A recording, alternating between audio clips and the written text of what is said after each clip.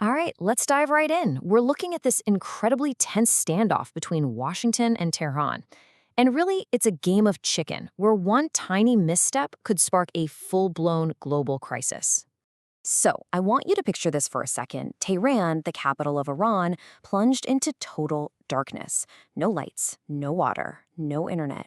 The only sound is the hum of backup generators. Now, this isn't some Hollywood script. This is a very real, very chilling scenario that's right at the heart of this whole conflict. It really sets the stage for everything that could happen next. And that's because, what's really at stake here? How close are we, right now, to a global recession that could make the 1970s oil crisis look like a walk in the park? That's the question we have to ask.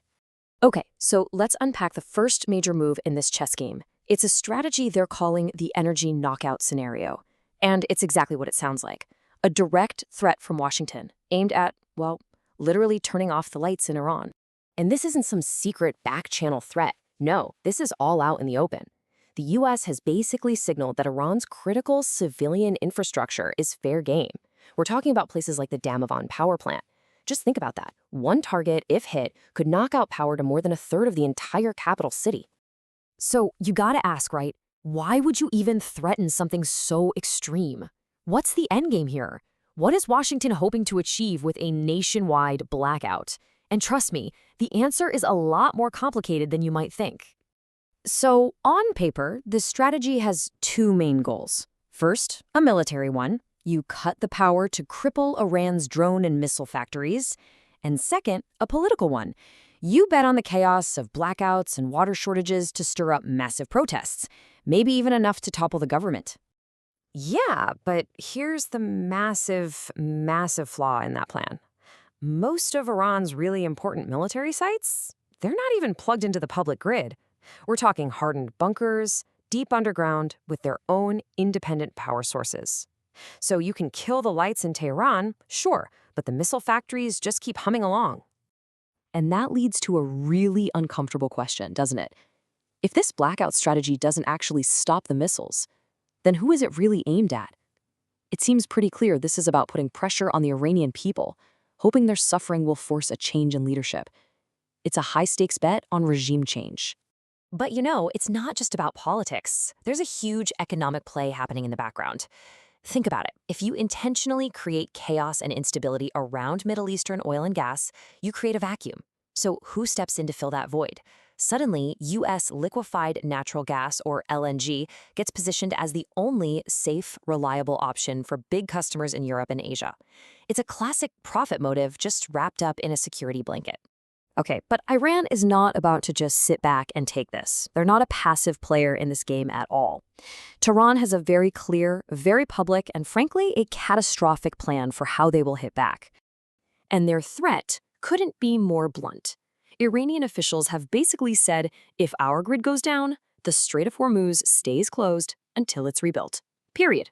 That's the line in the sand. Let's just let that sink in for a moment. 20%.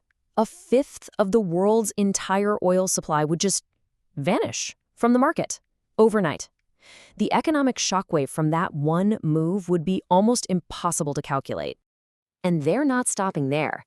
Iranian state media has already started naming names, listing what they call legitimate targets in neighboring countries. And look at this list. It's the crown jewels of the global energy supply. We're talking Saudi Arabia's Ras Tour facility, the UAE's Fujairah terminal, and even Qatar's Ras Laffan, which is the biggest LNG hub on the entire planet. And this is exactly how a regional conflict blows up into a global catastrophe. We're talking about consequences that go way, way beyond the price you pay for gas. Because this isn't just about oil anymore. It's about survival. See, here's the Achilles heel of the entire Gulf region, something most people don't even think about. Over 90% of their fresh water comes from just 56 desalination plants. And guess where a lot of those plants are located? Right next to the big energy terminals that Iran has threatened to hit.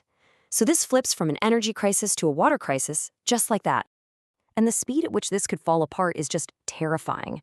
If just one of those big plants gets hit, say Saudi Arabia's Ras Al Khair, you could be looking at a full-blown humanitarian disaster in less than 48 hours. That's how fast the taps would run dry for millions of people. So let's talk numbers. Right now, Brent crude is already hovering around, $119 a barrel?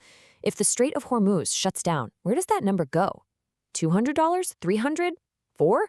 The honest answer is nobody knows. Traders, analysts, they all agree we would be in completely uncharted waters. So when you strip away all the complex geopolitics, what are you left with? It all comes down to a terrifyingly simple calculation. It's a high-stakes gamble with the entire global economy on the table. And this is the gamble, right here. The U.S. is betting that a blackout will be enough to spark a revolution and force regime change.